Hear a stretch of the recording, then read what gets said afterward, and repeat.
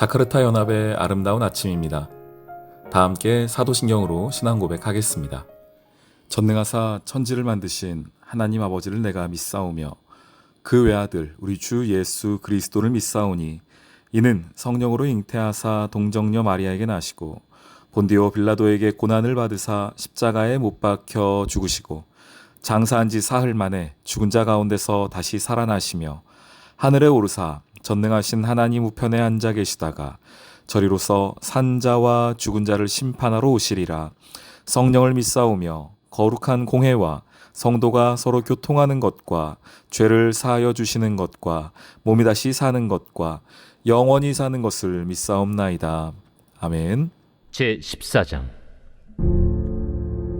안식일에 예수께서 한 바리새인 지도자의 집에 떡 잡수시러 들어가시니 그들이 엿보고 있더라. 주의 앞에 수중병 든 한 사람이 있는지라.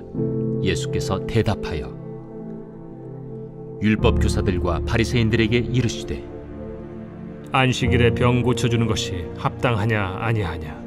그들이 잠잠하거늘 예수께서 그 사람을 데려다가 고쳐 보내시고 또 그들에게 이르시되 너희 중에 누가 그 아들이나 소가 우물에 빠졌으면 안식일에라도 곧 끌어내지 않겠느냐. 그들이 이에 대하여 대답하지 못하니라. 청함을 받은 사람들이 높은 자리 택함을 보시고 그들에게 비유로 말씀하여 이르시되 네가 누구에게나 혼인잔치에 청함을 받았을 때 높은 자리에 앉지 말라.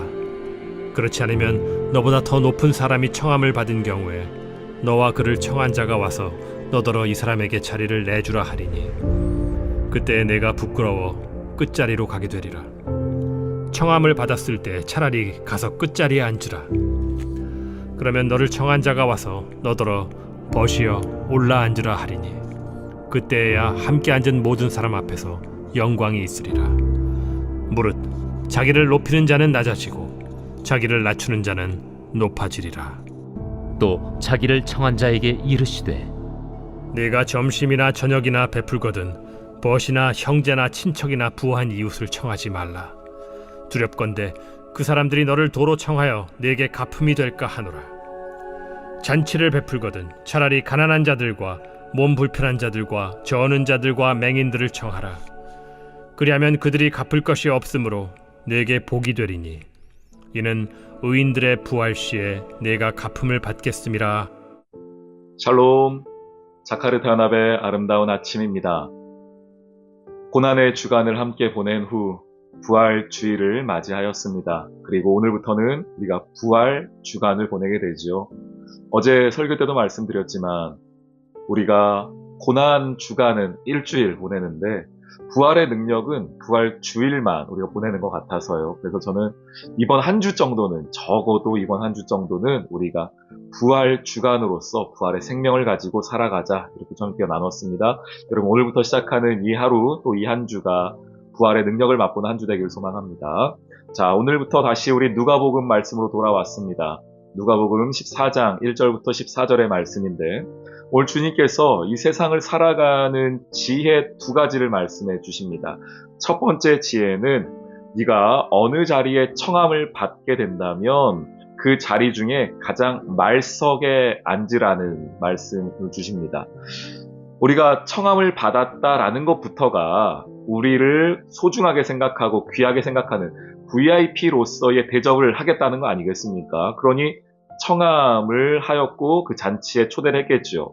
그러고 나면 아마 우리 자리가 따로 마련되어 있지 않을까요? 그 좋은 자리, 중앙의 자리, 높은 자리가 아마 우리의 자리일 확률이 높죠. 그런데 그 자리에 앉지 말고 오늘 주님 말씀하시는 것은 네가 청함을 받은 자리라고 할지라도 처음 가서는 언제든지 말석에 끝자리에 앉아라 라고 이야기합니다. 왜 그렇습니까? 너보다 더 높은 사람, 너보다 더 큰 사람이 있음을 기억하라는 겁니다. 이 세상을 살아가면서 중요한 원리 중에 하나인데요. 우리가 나보다 더 크니, 나보다 더 소중한 사람, 나보다 더 능력 있는 사람을 기억하는 것. 그래야지 네가 부끄러움 당할 일이 없다는 것이죠. 한번 생각을 해보십시오.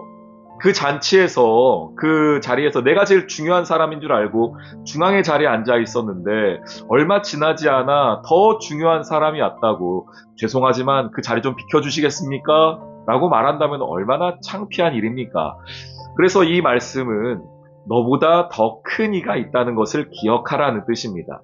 우리가 평상시에 삶을 살아갈 때에도 이런 지혜가 필요한데 진짜 이 지혜가 필요할 때가 있습니다. 그게 언제냐면은 우리의 인생의 마지막 날입니다. 주님의 심판대 앞입니다. 주님의 심판대 앞에서 우리는 내 인생을 심판하실, 내 인생 내 힘으로 살아온 줄 알았고 내 능력으로 살아온 줄 알았는데 그것이 아니라 나보다 더 큰 이이신 내 인생의 참된 심판자이신 그분을 생각하라입니다. 그래야지 부끄러움을 당하지 않는다는 것입니다. 오늘 하루를 살아간 여러분의 삶에 나보다 더 큰이 되시는 내 능력의 근원 되시는 그 하나님을 생각하는 이 하루가 되기를 소망합니다. 자, 이거는 초청을 받은 사람에 대한 이야기고요. 또 하나는 초청한 사람에 대한 이야기를 하세요. 12절.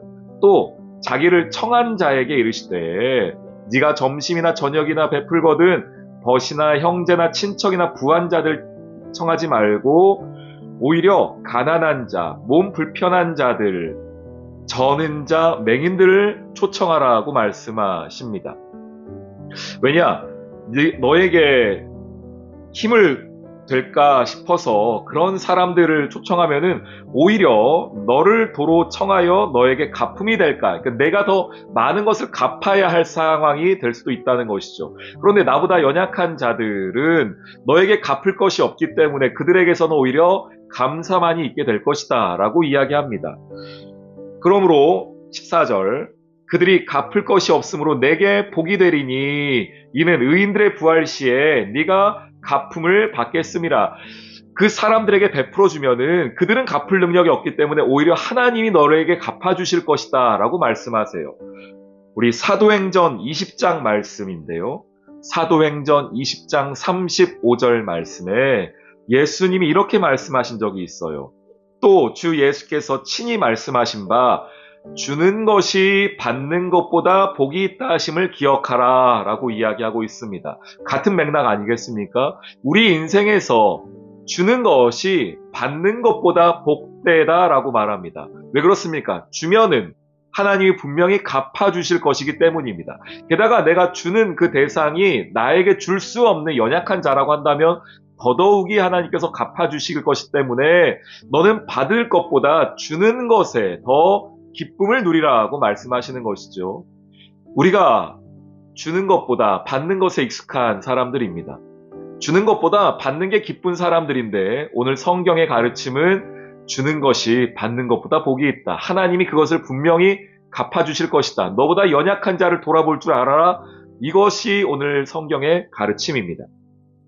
정리를 한번 해볼까요?